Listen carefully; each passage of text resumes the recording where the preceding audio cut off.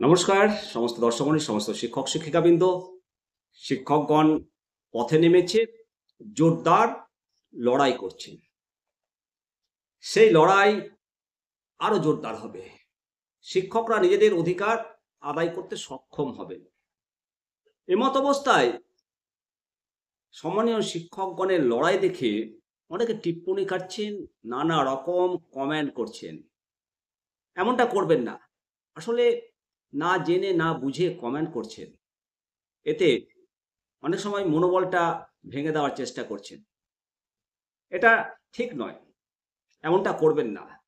আচ্ছা, ধরুন আপনি জীবিত রয়েছেন।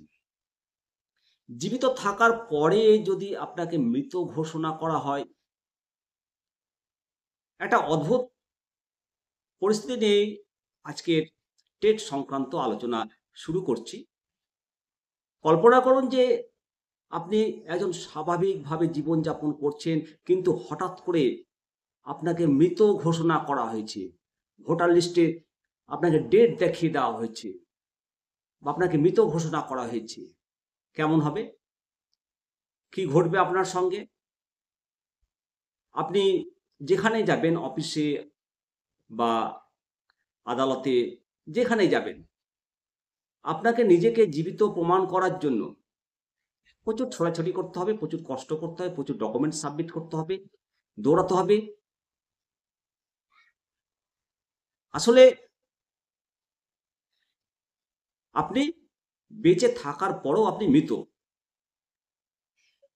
তাই বলে কি আপনি সত্যি, সত্যি মরে গেছেন? তেমনটা তো নয়। আপনি জীবিত, অথচ মৃত ঘোষণা করা হয়েছে। নিশ্চয় আপনারা অনেকেই সেই যমালয়ে জীবন্ত মানুষ দেখেছেন। সিধুর চরিত্রে ছিল ভানু বন্দ্যোপাধ্যায় এবং ছবি বিশ্বাস ছিলেন, পাহাড়ি স্যান্ডাল ছিলেন, যমরাজের চরিত্রে ছিলেন কমল মিত্র। নিশ্চয় দেখেছেন কি কষ্টটা না করতে হয়েছিল চিত্রগুপ্তর কাছে, যমদেবের কাছে। পরে জীবিত অবস্থায় তাকে ফেরত দিতে বাধ্য হয়েছিল। ঠিক তেমনটাই ঘটেছে আমাদের সঙ্গে। ২ বছর পর আমাদেরকে মৃত বলে ঘোষণা করা হবে। কিন্তু সত্যি কি আমরা মরে যাব? না। আমাদেরকে মৃত ঘোষণা করা হয়েছে ২ বছরের মধ্যে। আমরা মরে যাব না।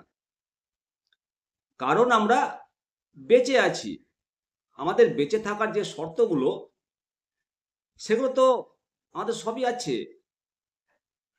আমাদের আয়ু যতদিন পর্যন্ত আছে, তার আগে আমরা কেউ মরব না। এটা আমরা বিশ্বাস করি। তো যমালয়ে জীবন্ত মানুষের আয়ু থাকতে তাকে মেরে ফেলা হয়েছিল ভুলবশত। একইভাবে আমাদের প্রত্যেক যে সমস্ত প্রভাবিত শিক্ষক রয়েছি, ইভেন আমি নিজেও, আমাদের আয়ু আছে, আমাদের সার্ভিস আছে, আমাদের চাকরি আছে এখনো অনেক দিন। ৬ বছর, ৭ বছর, ৮ বছর, ১০ বছর, ইভেন অনেকের ২০ বছর। ততদিন পর্যন্তই আমরা আমাদের চাকরি করব এবং এটা আমরা সক্ষম হব বের করতে। কি যে ভুল হলো একটা মাঝপথে, সেই ভুলটাকে ঠিক করতে হবে। তার জন্য যেমন ভোটার তালিকায় যদি মৃত ঘোষণা হয়, সেই ভোটারকে ডকুমেন্ট শো করতে হয়। তারপর তার নাম আবার অনেক কষ্টে ওঠে। তার আগে কোনো ফেসিলিটি পায় না। প্রচুর হয়রানি হতে হয়। সেই হয়রানিটা আমাদেরকে হতে হবে। আর একজন মা তার বাচ্চাকেও পর্যন্ত দুধ দেয় না। বাচ্চা না কাঁদলে দুধ দেয় না। বাচ্চা যখন খুব জোরে চিৎকার করে তখন মা দুধ দেয়। তো আমাদের আওয়াজ আরো জোর করতে হবে। আমরা অবশ্যই এই যে পরিস্থিতি সৃষ্টি হয়েছে, আমাদেরকে জোরে চিৎকার করতে হবে। তখনই সেই চিৎকার আমাদের রাষ্ট্রের কাছে যাবে, সংসদে যাবে, ঝড় উঠবে, আইন সংশোধন হবে। অবশ্যই আমাদের কেন্দ্রীয় শিক্ষামন্ত্রী মাননীয় ধর্মেন্দ্র প্রধানজি, উনি এখন বিহারে নির্বাচনের কাজে ব্যস্ত রয়েছেন। যতটুকু খবর জানতে পারলাম, 14ই নভেম্বরের পর উনি এই বিষয়ে হস্তক্ষেপ করবেন। সমস্ত কিছু এফিডেভিট আকারে উনি কোর্টে পেশ করবেন এবং ভারত সরকারের পক্ষে মাননীয় ধর্মেন্দ্র প্রধানজির বার্তা, রাজ্যের বিরোধী দলনেতা মাননীয় শুভেন্দু অধিকারী সেটা বলেছেন। পুরোটা একটু সময় সাপেক্ষ ব্যাপার, আর ততদিন তো আমাদেরকে ধৈর্যটা ধরতে হবে, অধৈর্য হবেন না, একেবারে দুশ্চিন্তাগ্রস্ত হবেন না, হবে, জয় হবেই, এটা ন্যায্য অধিকার। আপনাদেরকে এর আগের একটা ভিডিওতে বললাম যে সম্পত্তির একটা উত্তরাধিকারী আইনে হাইকোর্ট সম্পত্তি ঘোষণা করেছে যে রেট্রোস্পেক্টিভ ইফেক্ট অ্যাপ্লিকেবল নয় সম্পত্তির ক্ষেত্রেও। আবার ত্রিপুরার কেসটা দেখুন, সেটা সেদিন ফাইনাল করে দিতে পারত সেই মাননীয় বিচারপতি, সেটা করেনি। জানছে যে এরা বেঁচে আছে, এদের প্রতি ভুলবশত জাজমেন্ট হয়েছে, এদেরকে আগেই মেরে ফেলা হয়েছে আই থাকতে। প্রত্যেকেই শেষ দিন পর্যন্ত চাকরি করবে ওই সিনেমার মতোই, জমালয় জীবন্ত মানুষের মতোই, তার পূর্ণ আয়ু পর্যন্ত তাকে ফেরত দিতে বাধ্য হয়েছিল। সিনেমাটা শুধু সিনেমা নয়, এটা একটা বাস্তব অভিজ্ঞতার লড়াই। ওই সিনেমাটা অনেক শিক্ষা দেয় যে একজন জীবিতকে মৃত ঘোষণা করা হলে তার জীবন এবং জীবিত এবং তার পরিচয় প্রমাণ করার জন্য যে সংগ্রাম করতে হয়েছে, সেই সিনেমাটা একটা সামাজিক গল্প নিয়ে হলেও আমাদেরকে চিন্তা করতে বাধ্য করে যে কিভাবে একটা ভুল ঘোষণা কিছু একজনের জীবনকে উল্টে দিতে পারে, কিভাবে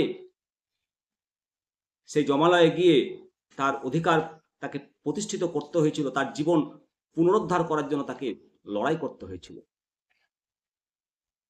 তো আমাদের জয় হবেই, এবং সমস্ত শিক্ষক সংগঠন একত্রিত হয়েছে। মনে করছেন যে অন্ধ্রপ্রদেশ আর কয়েকটা রাজ্য টেটের ঘোষণা করেছে, তো কি হয়েছে, তারা আবার ছাড়ও দিয়েছে। দেখ, ছাড় দেওয়ার মালিক এনসিটি। রাজ্য মন মতো ছাড় দিয়েছে, সেটা টিকবে কিনা পরে সেটা দেখতে পাবেন যে এই ছাড় কতটা বাস্তবসম্মত।